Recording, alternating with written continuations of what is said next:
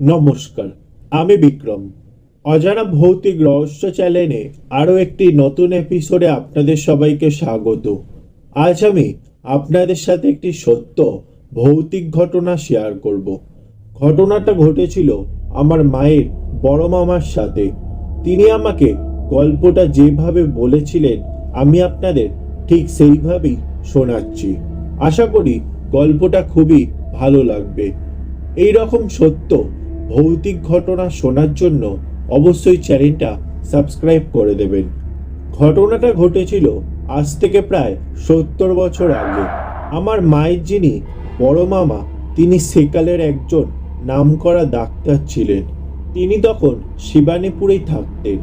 তিনি ডাক্তারি পাশ করে কলকাতায় না গিয়ে গ্রামের মানুষের সেবাতেই জীবনটা উৎসর্গ করেছে।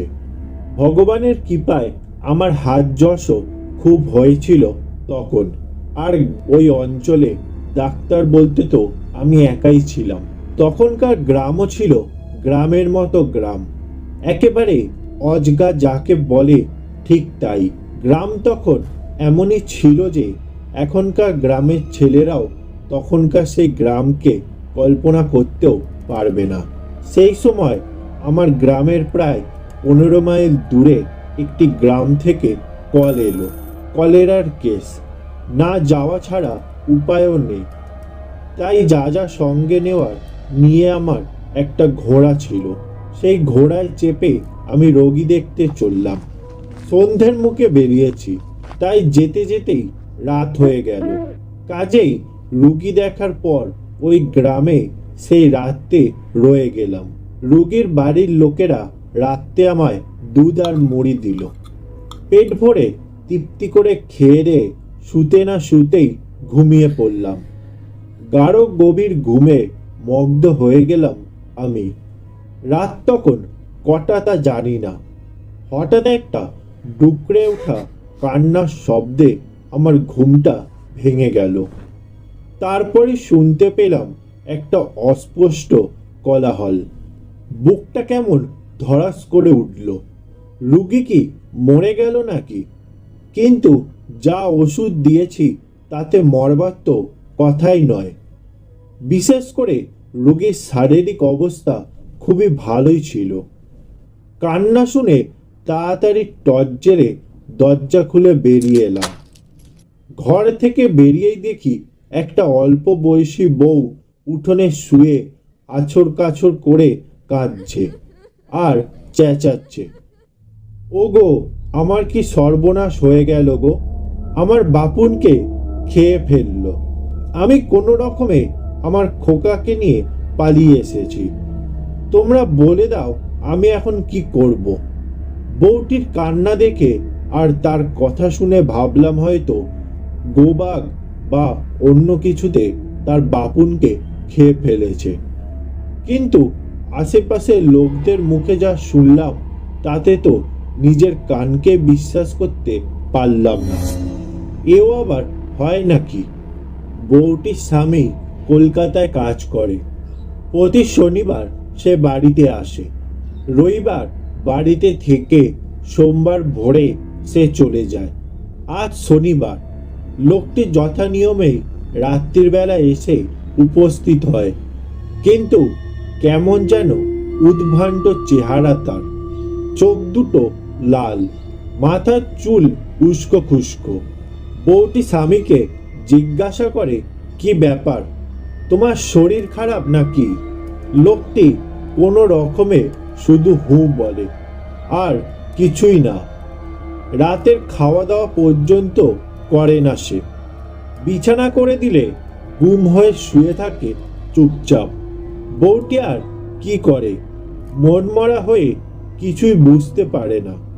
সামান্য দুটি মুড়ি চিবিয়ে শুয়ে পড়ল তিনি। তার একটি 3 বছরের ছেলে ছিল, কিন্তু নানান চিন্তায় তার আর ঘুম আসে না। হঠাৎ এক সময় চপাং চপাং শব্দে চমকে উঠে আর চোখে তাকিয়ে শিউরে ওঠে সে। দেখে তার স্বামী মশারির বাইরে বসে কি যেন একটা খাচ্ছে। দেখেই তো বুকটা শুকিয়ে গেল বউটার। পাশে হাত বাড়িয়ে দেখলো কোলের ছেলেটি নেই। ছেলেকে রাত বিরেতে কান্নাকাটি করলে দুধ খাওয়াবার জন্য, কাঁথা পাল্টাবার জন্য ছোট্ট চিমনি লণ্ঠনটা অল্প করে জেলে রেখেই শুতো সে। তাতেই দেখলো ওর স্বামী মশারির বাইরে বসে সেই শিশুটিকেই ছিঁড়ে ছিঁড়ে খাচ্ছে। বউটির মনে হলো সে একবার চিৎকার করে কেঁদে ওঠে, কিন্তু তা সে করল না। আবার চুপিসারে অন্য বড় ছেলেটাকে নিয়ে পালাবার মতো সাহসও হলো না তার, কেননা পালাতে গেলেই ধরা পড়ে যাবে। তাই করল কি, ইচ্ছা করেই ঘুমন্ত ছেলেটার গায়ে জোরে একটা চিমটি কেটে দিল। যেই না দেওয়ায় অমনি শুরু হয়ে গেল ম্যাজিক।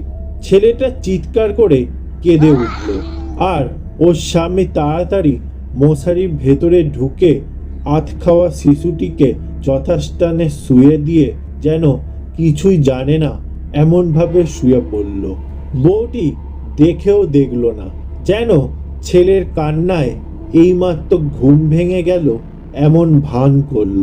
স্বামী বলল, কি হলো, রাত দুপুরে শুধু শুধু মারছো কেন ওকে? বউটি যেন খুবই বিরক্ত হয়ে এমনভাবে বলল, না মারবো না, পাপ কোথাকার। প্রত্যেক দিন রাত্রি হলেই ওনাকে মাঠে বসাতে নিয়ে যেতে হবে। ভালো লাগে তা নিয়ে যাও, না হলে ছেলে মানুষ বিছানা নষ্ট করে ফেলবে তো। বউটি এই সুযোগেই অপেক্ষা করছিল। ছেলের নড়া ধরে তাকে হিড় করে টেনে তুলে ঘরের বাইরে এসেই শিকল তুলে দিল দরজায়, দিয়েই ওখান থেকে দৌড় লাগালো। সব শুনে তো আমার মাথাটাই খারাপ হয়ে যাওয়ার জোগাড়। আমি বেশ বুঝতে পারলাম বউটির স্বামী হঠাৎ উন্মাদ হয়ে গিয়েছে। তাই গ্রামের অন্যান্য লোকজন নিয়ে ঘটনাস্থলে গেলাম। গিয়ে দেখলাম গোটা বাড়িটাকে ঘিরে রেখেছে গ্রামের লোকেরা এবং অগ্নিসংযোগও করেছে। খড়ের চালায় একবার আগুন লাগলে সে আগুন থামায় কে? ঘরের ভিতরে বউটির উন্মাদ স্বামী তখনও লাথির পর লাথি মেরেই চলেছে, আর দরজা খুলে দেওয়ার জন্য চিৎকার করছে। আমি যেতে যেতেই আগুনটা দাউ দাউ করে জ্বলে উঠল।